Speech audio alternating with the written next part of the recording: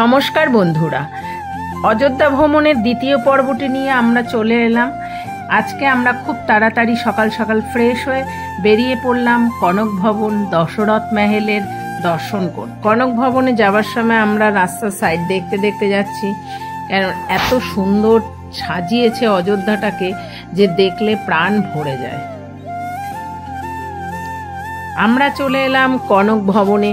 কনক ভবন এটিকে মাতা কৈকেয়ী সীতাকে বিয়েতে উপহার দিয়েছিল।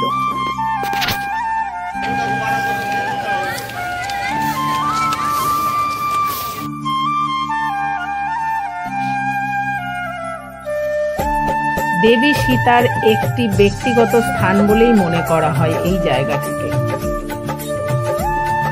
এখানে 3 জোড়া মূর্তি আছে মন্দিরের ভেতরে। এই মন্দিরটি 12টার মধ্যে বন্ধ হয়ে যায়।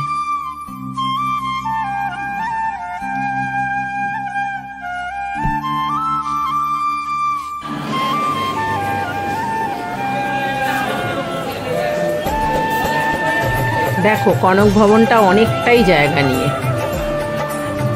খুব সুন্দর মন্দিরটা, এখনো ঠিকঠাক করে রেখেছে।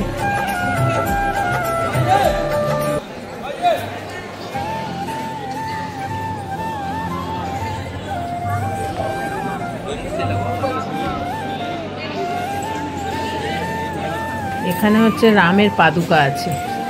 এখানে সবাই এসে নমস্কার করে ভক্তি ভরে।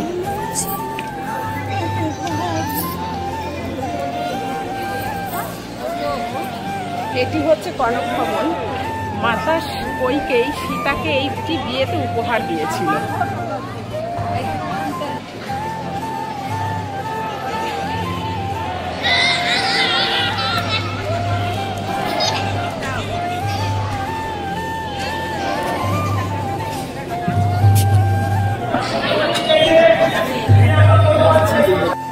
এখানে হচ্ছে রামের পায়ের ছাপ আছে। এখানে সবাই আমরা নমস্কার করি।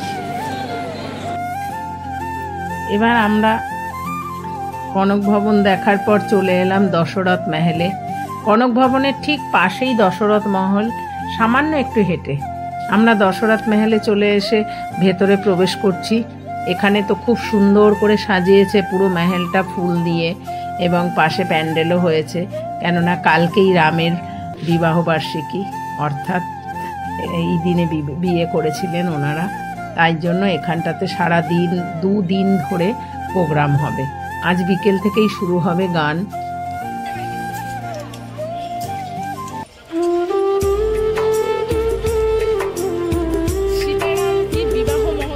চারদিকটা কত সুন্দর, যেহেতু বিবাহ মাস আরো সুন্দর করে সাজিয়েছে। উনি হলেন অন্ধ, খুব সুন্দর করছেন।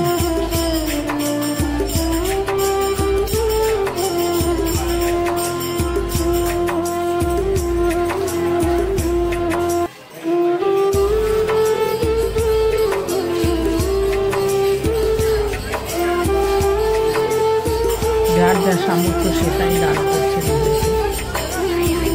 আমরাও করেছি।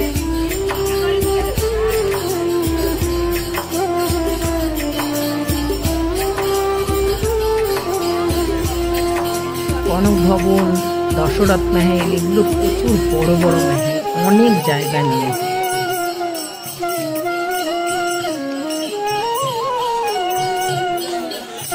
রামলালার দর্শন করতে এসে এইগুলোকে না ঘুরলে হয়ই না, তাহলে সবই অর্ধেক থেকে যাবে।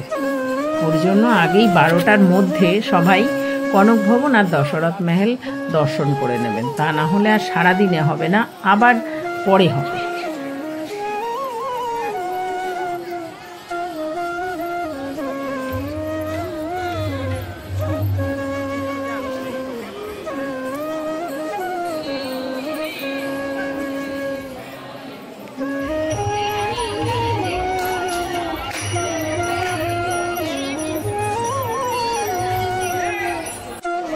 এটা হলো রামরাসাই, সীতারাসাই পাশেই আছে।